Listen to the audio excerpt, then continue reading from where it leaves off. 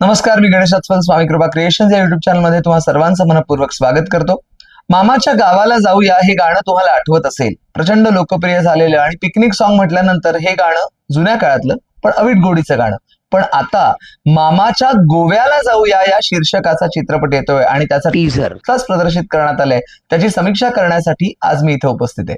कसं आहे बघा की मुळात स्ट्रगलर्स आला या वेबसिरीजनं प्रचंड लोकप्रियता मिळवली आणि नवीन काय करतील हे चौघ जण अशी आपली अपेक्षा होती.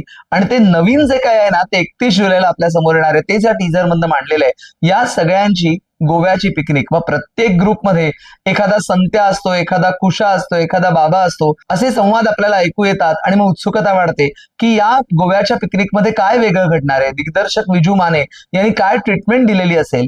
गोवा म्हटल्यानंतर गोव्याचं निसर्गरम्य वातावरण आणि मुख्य म्हणजे यातला जो एक संवाद आहे की दिवसभर भरपूर काम आणि रात्री दारू काम. म्हणजे यातले डायलॉग्स ऐकताना कदाचित तुम्हाला हे जाणवेल की जेन्झी चे जसे संवाद असतात, म्हणजे जे रिअलिस्टिक संवाद असतात असं आपण म्हणू, तर तसे संवाद या चित्रपटातनं आपल्याला ऐकायला मिळणार अशी आशा वाटते आपल्याला. मुळात स्ट्रगलर्स आला या वेबसिरीजच्या भाषेबद्दल बरीच चर्चा झालेली होती. कोणी त्या भाषेवर आक्षेपही घेतलेला होता.